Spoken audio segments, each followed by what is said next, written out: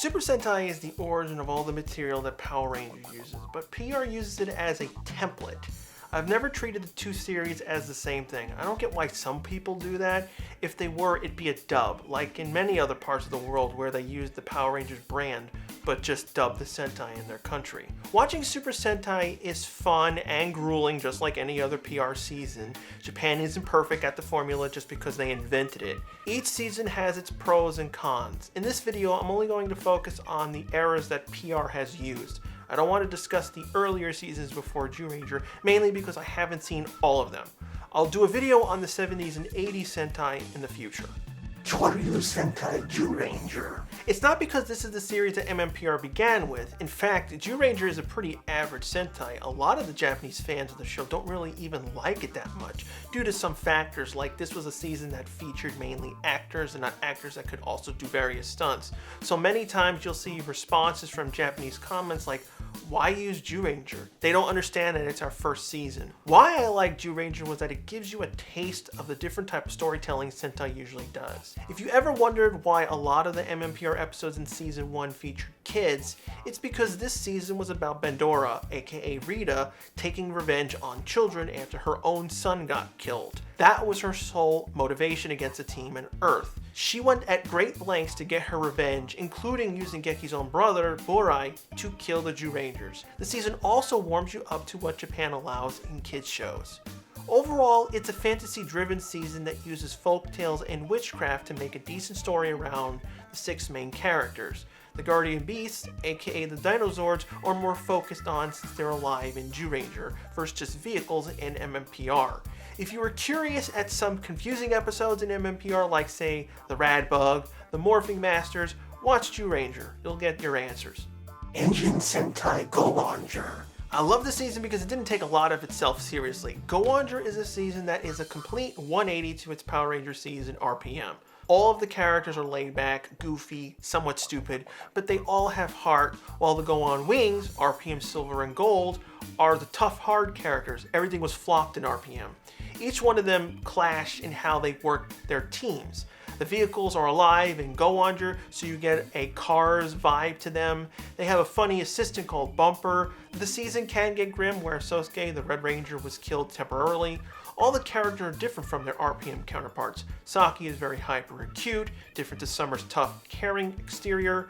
Gunpei, Black Ranger, was a former police officer. That's why Gunpard is a vehicle made out of a gun. The villains are used much better. I'm not saying Vengex wasn't a good villain, but the side enemy characters were not utilized well. In Go-onger, they're comedic roles. I'd say watch Go-onger because it gives you the range of comedy Super Sentai goes to normally. If you like this season, you'll also enjoy Car Ranger and most of the other comedic seasons. They share many aspects. Gosei Sentai Die Ranger. If you want to see a Super Sentai season that is totally different from a PR season, look no further. Die Ranger is very different, even to later Sentai. It's one of the last Sentais that goes into the more graphic nature. The 80s seasons did a lot. There's an episode with Red being in one of those metal spring resistance training getups while bleeding everywhere. New suits that weren't used in MMPR, a White Ranger that was the first kid done in Sentai, which obviously inspired Justin. The villains being this really gruesome group. They turn on themselves and others. So many different rivals for the Red Ranger. A love interest with the Green Ranger with the woman that could turn into a peafowl. It's a spiritual season with a lot of Chinese myths. Even some really good twists on major characters. Mirai Sentai Time Ranger. Time Force is pretty much identical to Time Ranger, but it did give blue, green, and yellow better development. The backstories from some of the episodes make more sense in Time Ranger, like in Gen's Revenge. I've always said it's fine to use elements over again in PR, Time Ranger being the best example, Samurai being the worst example. I know people hate that a show about time travel only uses it a few times, but it still was the driving force for all the problems. I love the season's aesthetics, the fish out of water issues, the father-son dynamic, and the rivalry between Red and Fire. Because of the shows being very similar, this would be a great point for a PR fan to dab into Super Sentai. Maho Sentai Maji Ranger. Maji Ranger is one of the Sentai seasons that features the family dynamic. All of the main Rangers are brothers and sisters, so they all have their family quirks. arguments, and stupid nonsense that we all do towards each other. Miyuki, the White Ranger, is their mother, so they care very much about the character. The magical realm is set up better in Maji Ranger. It's not a focused part of the show, but you get a better understanding of story elements and characters that aren't done right on the PR side, especially the reader stuff that doesn't make much sense. Such as Claire's magical backstory. It was built up in the beginning, but then just ignored for the rest of the season because her counterpart in Maji Ranger locked herself with the Infernal Gate for most of the season, helping out sporadically when things got bad. I really love the family element. It allowed for some really good comedy and lighthearted episodes, as well as horrific ones, such as the episode with the Sniper 10 Terror. He was killing off the Rangers one by one. It was one of Kai's and everyone's better moments in the season. The reveal of Woolzard, aka Korag, being their father was done good. Liam Bo's reveal wasn't all that great. Maji Ranger also gives you an understanding to all the ancient mystic mode abilities, including the spirits that power the Rangers themselves. If you like magic and Harry Potter, Maji Ranger is a season I suggest. Kaizoku Sentai Gokaiger. This season is probably on everyone's list. This is how you handle an anniversary. Gokaiger, unlike Super Megaforce, has excellent characters. All of them are aliens from different planets. They weren't all that nice. They were pirates in the beginning, while Gokai Silver was the human fanboy that geeked out when he saw any past cast member come back. The season brought back as many former Rangers as possible, some better than others, but the main cast didn't get buried behind them. I never said, screw the Gokaigers, I want to see Roma from Gingaman more. The villains in Gokaiger are leagues better than how they were used in Super Megaforce. Wonder why Noah would duel Argus on one-on-one all the time? That's because Joe had a rivalry in Gokaiger at Barizord. All the villains had something to do, and Wars Gil, while being dumb, wasn't stupid as the prince in Super Megaforce. We learned about all the main characters, and we also got some really good episodes about the past Rangers. My personal favorite were Gingaman, Go-Go 5, Car Ranger, Decker Ranger, Geki Ranger, and Jetman, which answered a serious mystery at the end of that season. Basically how most people like Casey's episode in Super Megaforce, picture that for everyone in Gokaiger. You're disappointed on how Super Megaforce wasted this opportunity, but you get extra pissed off if you were a fan of Gokaiger. This was a walking gold mine that got wasted down the spandex drain. I highly suggest this season, even if you've never seen any of the other shows. They don't really spoil much, and it gives you a taste to the various seasons that came before.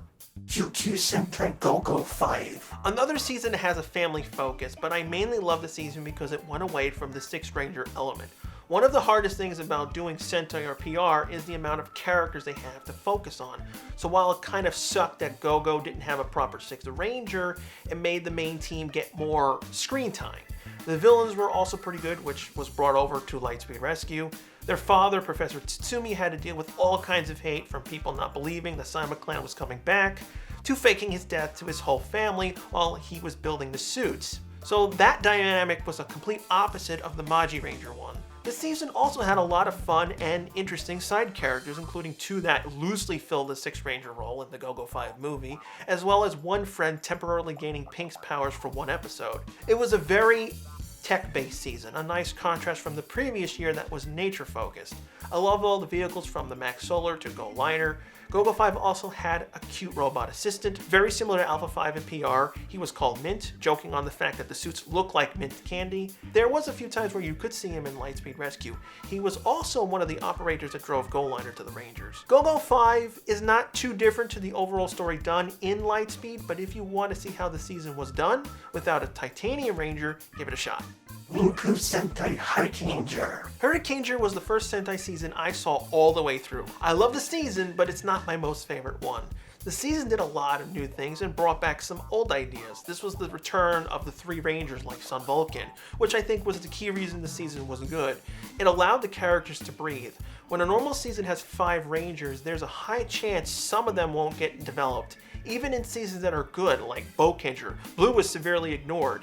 Here, the main 3 got really good backstories, Blue being the best. She was trying to be this aspiring singer, so she had to deal with so many setbacks. Then we had the Go Rangers, the Thunder Team. They were enemies for the first half of the season, followed by Shurikenger, the Unknown Ranger. We never get to see his real face, but he was played by past Rangers when using a disguise. The villains of the season were also really good. The main boss was the weakest since he was a stationary puppet, so the 7 Deadly Ninjas did most of the work. This is why Ninja Storm went in that comedic direction. Overall, Hurricaneger was funny.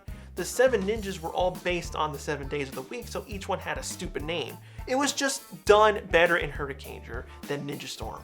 Why I put Hurricaneger in high regard was mainly because of the good versus bad between the two teams. It wasn't your simple Go Rangers were bad for a few episodes, see their wrong ways, turn to the good side. It was a struggle. The villains were after a special weapon. The only way it would be created was that they followed certain prophecies. This meant one attempt was to have the Go Rangers kill each other.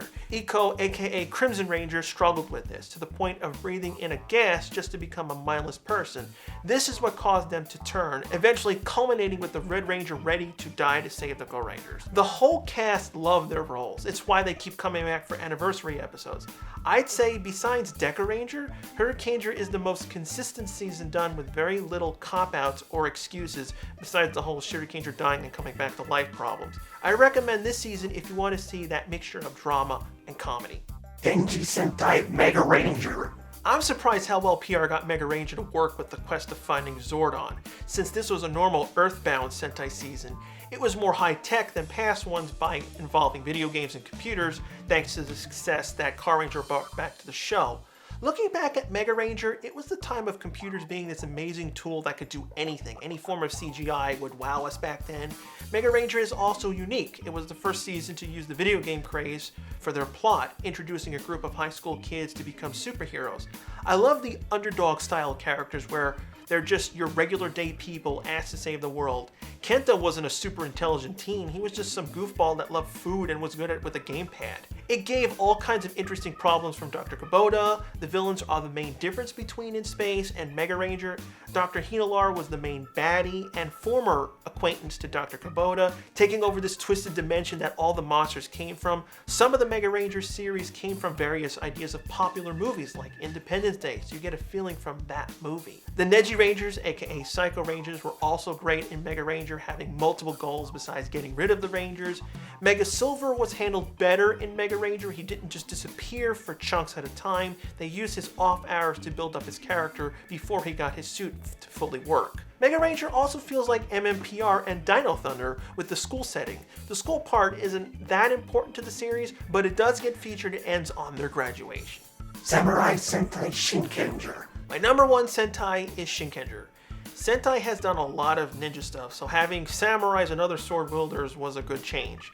But it wasn't just that, it was a mix of a lot of Japanese elements into the series, but with a sci-fi twist. The shotophone doubling as a calligraphy brush, origami robots that can fold from emblem mode to a giant vehicle, gold using texting instead of a brush, the Lord system being present, so the Red Ranger was literally the leader of the team. It gave all kinds of dynamics to the characters. Red is your lord, some like Blue are very formal towards him, while others just treat him as a regular guy. The whole secret of the Red Rangers was a nice subplot that was set up right at the beginning. Not all the villains were generic, some were corrupted fallen humans that got turned into monsters because of bad circumstances. Shinkenger got a Kamen Rider crossover episode, and we had a very zany Sixth Ranger that broke the hard shell of the Red Ranger, so he started to become more relaxed, respecting his team as friends versus just subordinates. Samurai tried really hard to emulate this season, to the point of even copying dialogue, but it was just a poor imitation that lacked any type of arc for the characters. They would omit elements usually when they were too foreign, which hurt the story. Anything original didn't cover up these flaws. The US cast were just a poor man's version of them. I highly recommend Shinkenger. It will give you a look at how a good season of Sentai was turned into 2 bad seasons of PR. Super Sentai is not for everyone. Things will confuse you. There's a lot of jokes and puns that don't make much sense to an average American. The style of story can be off-putting. At the same time, you don't have to be some massive anime fan to like them. The series gives you a look at how the original material was planned out and how different in adapting the series into Power Rangers can be. I also want to remind everyone, a bad season of Sentai won't automatically mean a bad season of PR. Same goes in reverse. Keep an open mind when watching them. If you like it, dab in a little bit more. If not, stick to PR. What are your thoughts on these seasons? Do you agree with my list or have your own? And if you have a suggestion on a future topic you'd like me to do, leave a comment down below. Next week, I'll talk about my 10 favorite Sentai villains.